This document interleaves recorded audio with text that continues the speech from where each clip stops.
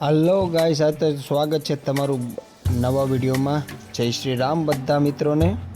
તો આજે વિડીયોમાં સંપૂર્ણ માહિતી હું આપવાનો છું, સાથે વિડીયોમાં જોડાયેલા રહેજો। કેવી રીતે અહીંયા તમારી સાથે સ્કેમ થઈ શકે છે એ સંપૂર્ણ માહિતી તમને હું આજે વિડીયોમાં આપવાનો છું। તમારે ત્રિવેણી સંગમ જ્યાં છે ત્યાં ઓટો દ્વારા પહોંચવાનું છે। ઓટોવાળો કદાચ તમને 200 રૂપિયા ભાડું કહે તો તમારે નહીં આપવાના, કારણ કે ત્રિવેણી સંગમના જવાના રેલવે સ્ટેશનથી ઓછામાં ઓછા 20 રૂપિયા લે છે। તો ત્યાંથી તમારે સીધા ત્રિવેણી સંગમ પહોંચી જવાનું છે। અહીંયા તમને હુડિયામાં બેસીને લઈ જશે સામે કાંઠે, જ્યાં ત્રણેય નદીઓ ભેગી થાય છે।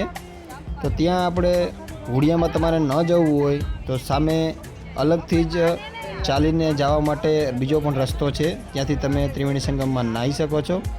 તો અમે બધા જ અત્યારે હુડિયામાં બેસી ગયા છે અને કાલે પણ અમે નાહવા આવ્યા હતા અને આજે પણ અમે અહીંયા સ્નાન કરવા માટે આવ્યા છે।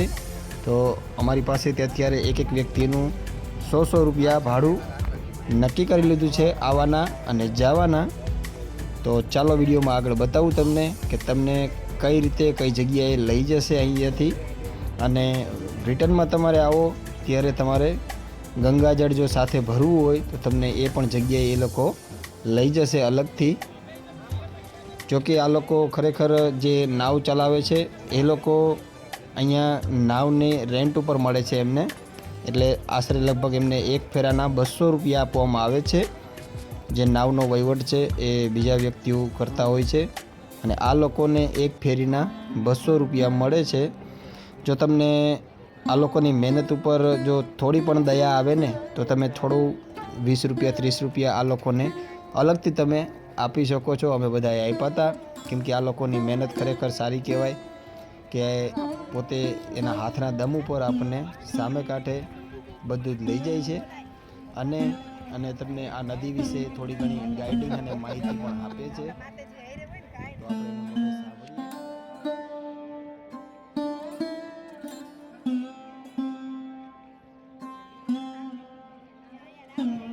મિત્રો, નાવવાળા જે છે એ તમારી પાસેથી કોઈ પણ જાતનો સ્કેમ કરે એવા પૈસા નહીં માંગે, પણ સામે કાંઠે જઈ અને પછી જ્યાં સ્ટેન્ડના નામે એ લોકો પાસેથી આપણી પાસેથી 30 રૂપિયા 50 રૂપિયાની જે માંગ કરવામાં આવતી હોય છે,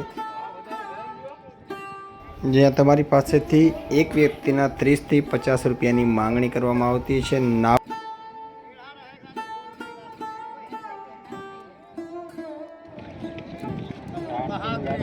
हम रखेंगे वही गंगा जी के लिए,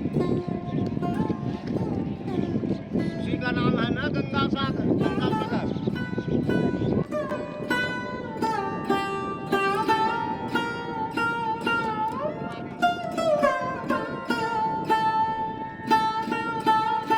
અહીંયા નાવાનું સ્ટેન્ડના નામે 30 થી 50 રૂપિયા તમને આપવાનું કહેશે, પણ તમે એમની પાસેથી લાસ્ટમાં લાસ્ટ 30 રૂપિયા ભરીને ત્યાંથી તમારે નાહવાનું રહેશે, નહીં તો તમને એ લોકો નાવમાંથી નીચે નહીં ઉતરવા દે।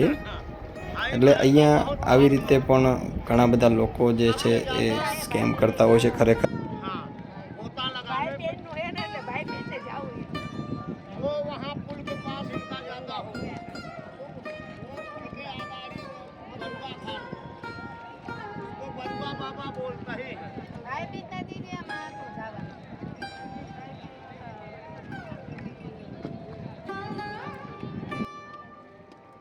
તો મિત્રો, હવે અમે કિનારે પહોંચી ગયા અને સ્નાન પણ બધાએ કરી લીધું છે। તો હવે અહીંયાથી અમને સામે લઈ જશે, ત્યાં ગંગાજળ ભરી અને અમને લોકોને સામા કાંઠે પાછા લઈ જશે।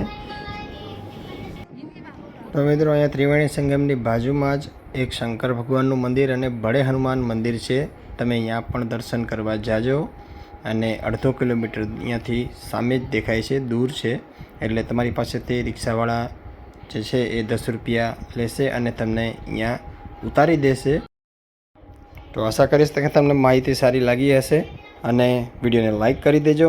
ફરી મળીશું આપણે નવા એક વિડીયો સાથે, ત્યાં સુધી બધાને જય શ્રી રામ।